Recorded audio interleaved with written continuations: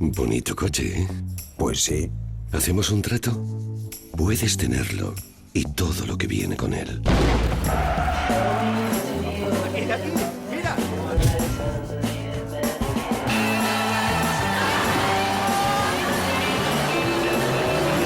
Entonces, ¿qué me dices? Gracias, pero no me haces falta. Nuevo CLA, alma indomable.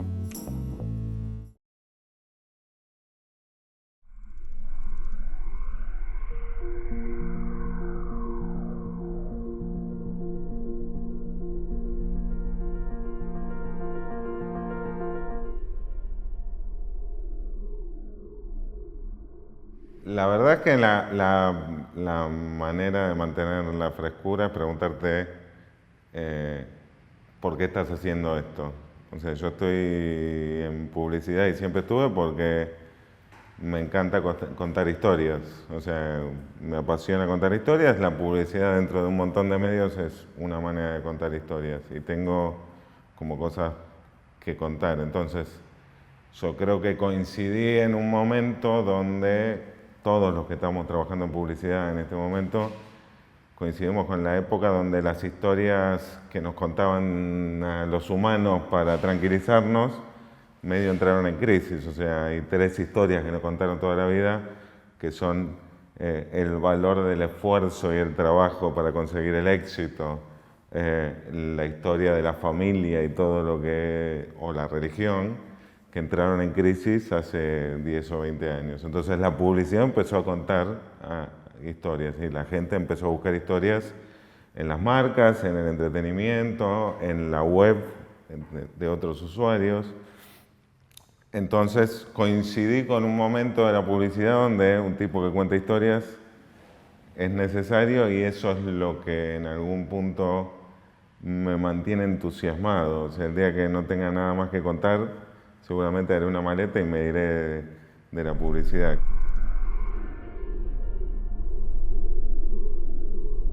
En algún punto la creatividad publicitaria nos acostumbró como creativos a pensar asociativamente, que es, yo tengo un producto, un objeto y tengo una historia.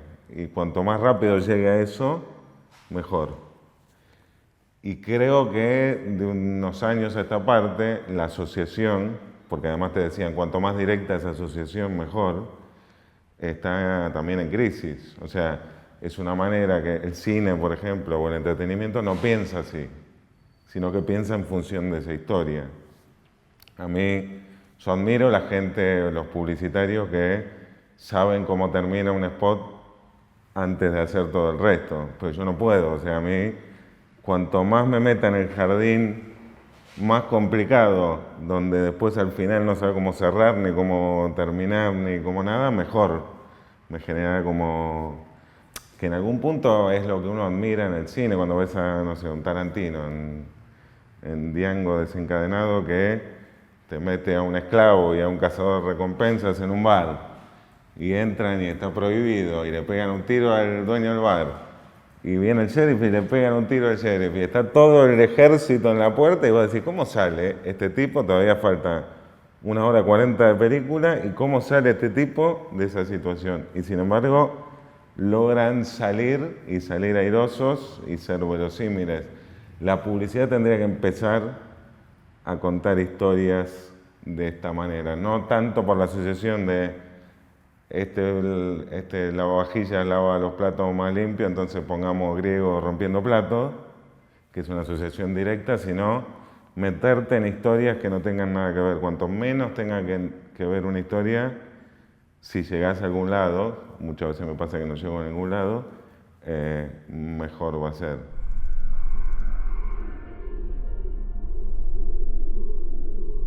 No, yo creo que por eso no es hablar tanto del storytelling, sino eso, de encontrar la crisis. O sea, si pensás así, no por el final y por la asociación, sino en función de la historia, por ejemplo, Campo Frío, a priori nada tendría que ver un grupo de cómicos entrando a un cementerio como una especie de secta, hablando de lo difícil que es hacer reír con un fabricante de embutido, más allá del chiste fácil del fiambre que hizo la gente.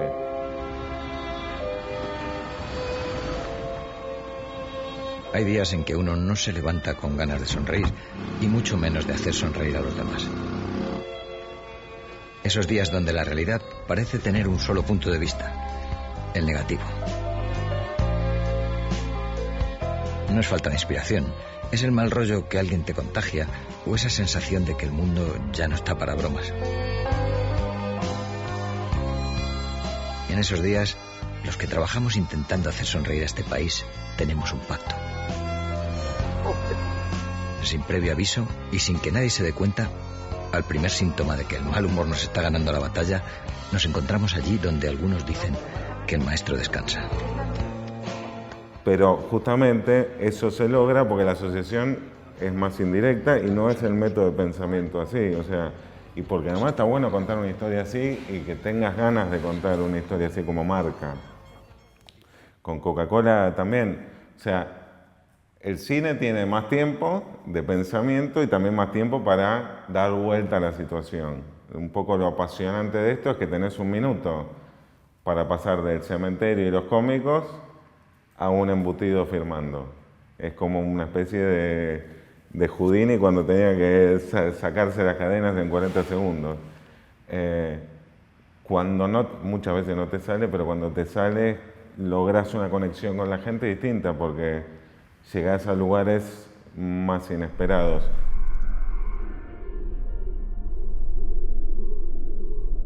Hay que beber, volviendo un poco de eso, de donde bebe todo el mundo en realidad. O sea, el problema de la publicidad muchas veces es que bebemos del Martínez en Cannes o de un libro de One Show y no vamos a los bares donde estén más llenos de gente. El cine, por ejemplo, está lleno de gente, o el entretenimiento está lleno de gente. ¿Por qué no vamos a beber ahí en vez de al anuario del D&D de 1974? Cuando somos muy endogámicos, los publicitarios o los marketineros, en algún punto nos quedamos afuera de los bares más divertidos que son donde va la gente, que no tienen el proceso de la asociación directa, ni están pensando en el logo a la hora de firmar.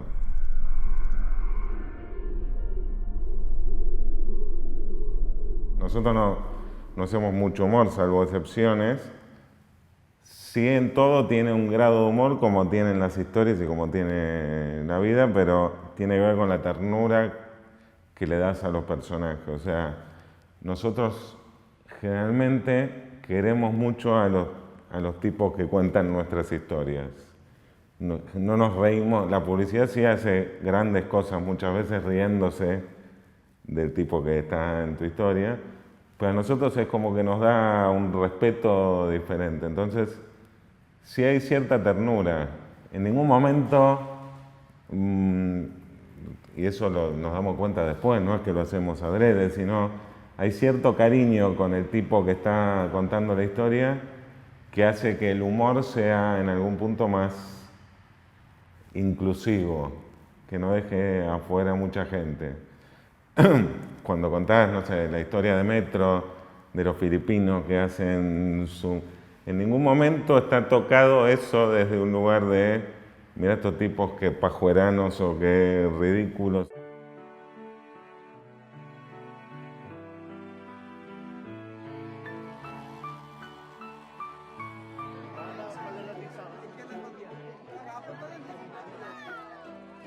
Nandito si Nanding! Ayan na si Nanding, oh! Nandito na, oh!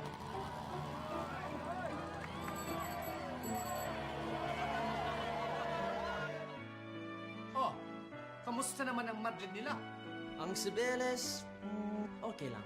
Ang Museo del Prado, pwede na. Ang hamon, masarap. Pero, sa pinakagrabe, ay ang metro.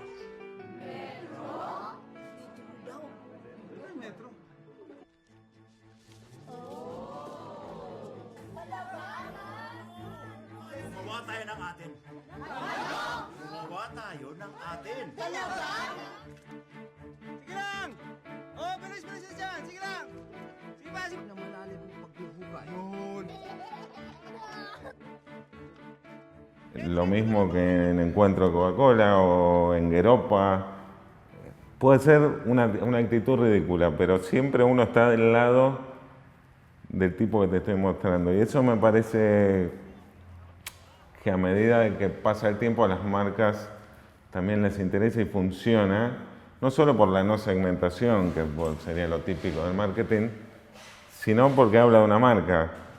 Contar una historia, incluso riéndose de algo, pero sin dejar afuera o sin maltratar a esa gente. Hay otras marcas que no, que pueden bancárselo. Pero a nosotros nos gusta querer al tipo que estamos mandando a contar nuestra historia. Y eso por ahí le da un tono humorístico distinto, que no es el de la carcajada, porque generalmente la carcajada viene con el tipo que pisa la banana y se resbala en la calle y se cae. Y cuando ya conoces el nombre de ese tipo, cuando sabes que en realidad iba rápido porque llegaba tarde a una reunión, cuando sabes que se iba a cruzar con otro que tiene otro nombre y otro apellido y todo, si pisa la banana, sonreís pero no te reís a carcajadas. Esa es como en algún punto lo que nos gusta trabajar en la personalización de la historia, una diferencia entre el chiste por ahí y el cuento. En el cuento yo sé de quién estoy hablando y en el chiste no me interesa saber. Es un tipo que va y pisa una cáscara de banana y se cae.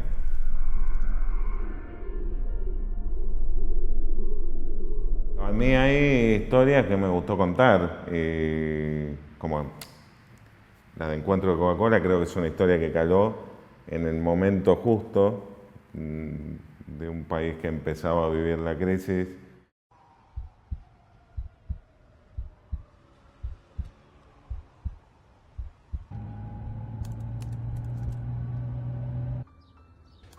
Hola, Aitana. Me llamo Josep Mascaró y tengo 102 años. Soy un suertudo. Suerte por haber nacido como tú. Por poder abrazar a mi mujer. Por haber conocido a mis amigos. Por haberme despedido de ellos.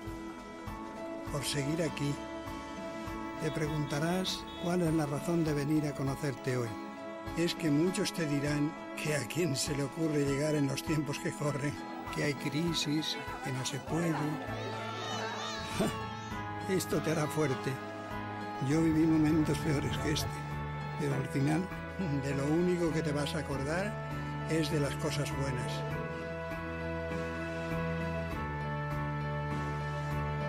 No te entretengas en tonterías que las hay y vete a buscar lo que te haga feliz, que el tiempo corre muy deprisa.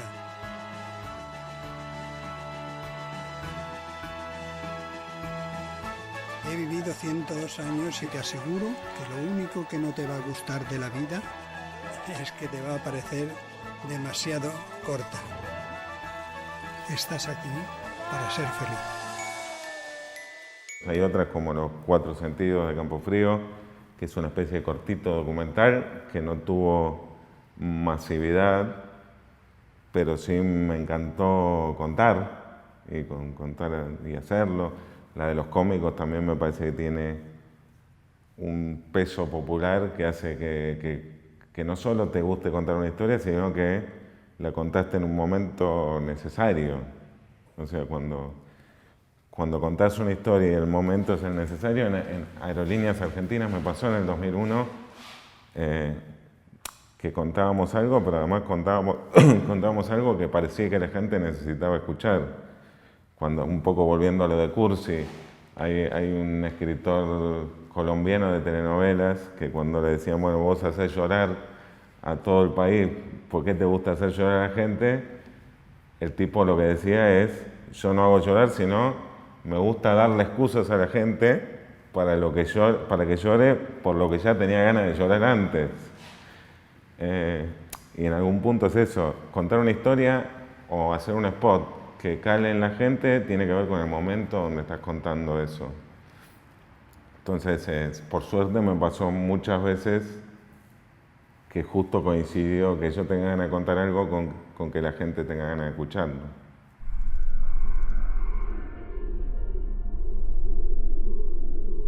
Creo que sí hay una mala lectura de la tecnologización. O sea, Yo no creo que haya trauma, yo no viví gran trauma en este paso de lo digital a lo no digital. Por ahí se vivió más trauma cuando se hacían los anuncios con fotolito y había artesanos que recortaban las letritas, y cuando vino el ordenador, que con esto. O sea, nosotros pasamos de ganar Leones en Cannes por casos que hubiésemos hecho de todas formas antes, a ganar Leones en Cannes en digital sin darnos demasiado cuenta.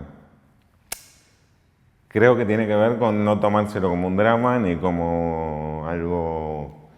Sí, lo que creo es que también hay un error de planteo en la publicidad con este tema, que tiene que ver con que seguimos viendo a los medios como si fuera nuestro negocio los electrodomésticos. Como si tuviéramos una tienda de electrodomésticos. Vemos, ahora viene lo digital y se agregó un cacharro nuevo, como si yo fuera el que vende los ordenadores.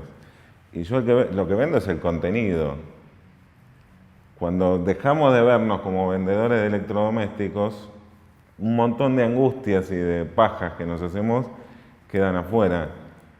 Me acuerdo hace unos años, yo era profesor y muchos de mis alumnos hicieron un posgrado carísimo, además, de creatividad en banners. Una pasta terrible. Claro, hace 5 años eso era el futuro. Ahora un banner, en realidad, ya es tan antiguo como una radio a transistores.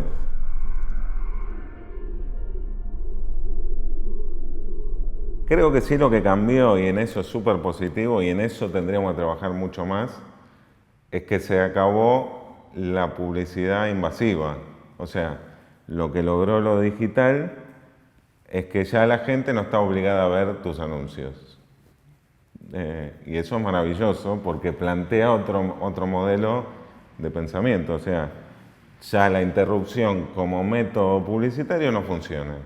Entonces vas a tener que pensar cómo entretener a alguien para que tenga ganas de verte, cómo hacer algo que sea respetuoso al tiempo del otro, o sea, algo que la publicidad generalmente no se plantea.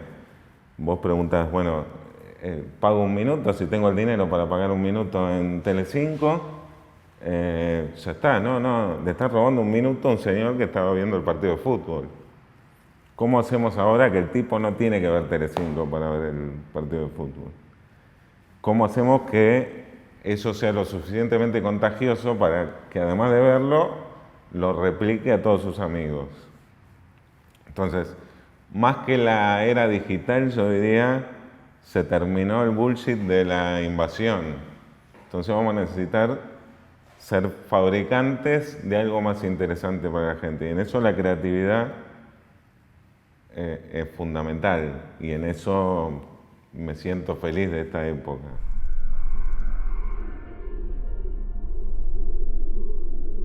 Tampoco creo mucho en esta especie de mantra que tenemos desde hace un tiempo del poder del consumidor, de que estamos en la época del poder del consumidor. La verdad es que no creo que estemos en la época del poder del consumidor real, y además no me parece que, dicho así, sea algo bueno. O sea, la verdad que la publicidad siempre decimos el consumidor lo es todo, pero la verdad es que el consumidor es un déspota. El mundo del consumo, si lo miramos como consumo y no como gente completa, es peligrosa. Este discurso de las redes sociales, donde ahora supuestamente el consumidor tiene el poder, yo creo que sí, lo que tiene es una capacidad de control más grande, y eso es positivo. La gente tiene una posibilidad de control y de elección. No creo que tenga el poder, o sea, creo que los medios de distribución, los fabricantes, todo, y yo creo en que lo mejor para el mercado publicitario sería el equilibrio. O sea, pasamos del poder del fabricante total, la dictadura del fabricante nos llevó a un desastre, la dictadura del medio de distribución nos llevó a un desastre. No caigamos en el mismo error con el poder del consumidor. Yo me odio cuando soy consumidor, y todos tenemos un poco de eso. Entonces tratemos de buscar un equilibrio.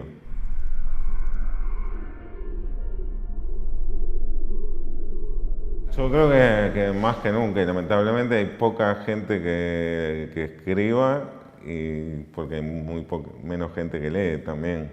Es fundamental porque primero es la época de la imagen, pero es la era de la imagen en movimiento.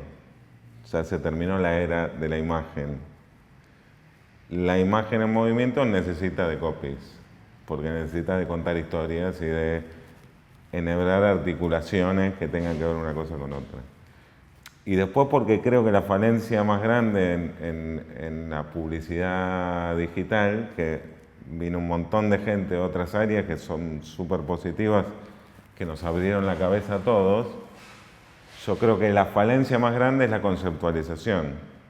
Ideas digitales hay buenísimas, pero lo que me pasa con los creativos digitales que salen directamente de la era digital, que trabaja con nosotros, es que la conceptualización es más difícil. Y esa conceptualización se hace desde gente que puede expresar con palabras ciertas cosas que son sensaciones.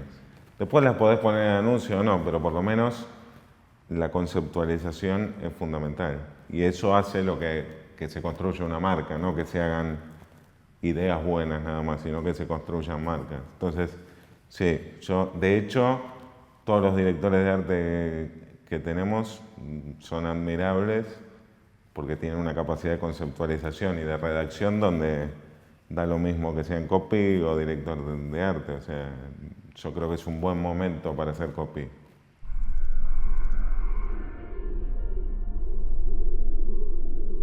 Es difícil dar consejos. Yo creo que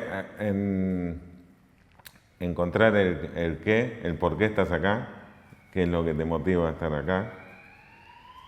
Creo que hay algo, por ejemplo, hay algo que sí, este es un negocio muy angustiante para un creativo, en cuanto a que la mayoría del trabajo que hacemos no sale o queda en un cajón.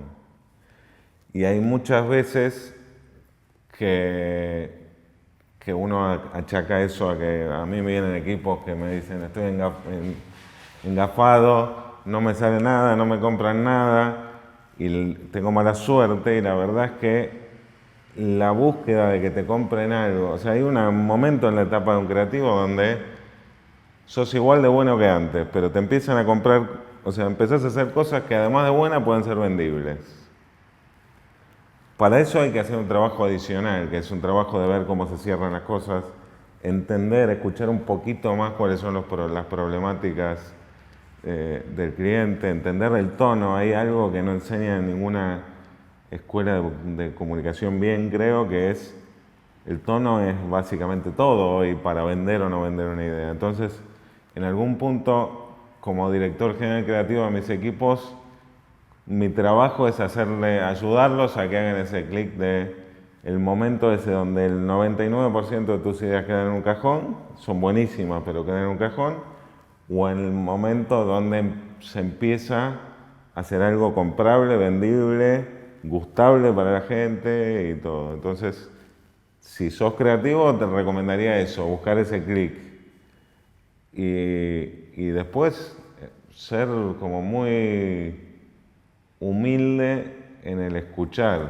O sea, creo que uno de los secretos de haber venido acá es que me tuve que adaptar a otro mercado y a otro consumidor y a escuchar y a aprender y no dejar de aprender en ningún momento, más allá de que yo ya venía con una carrera hecha y con un montón de cosas.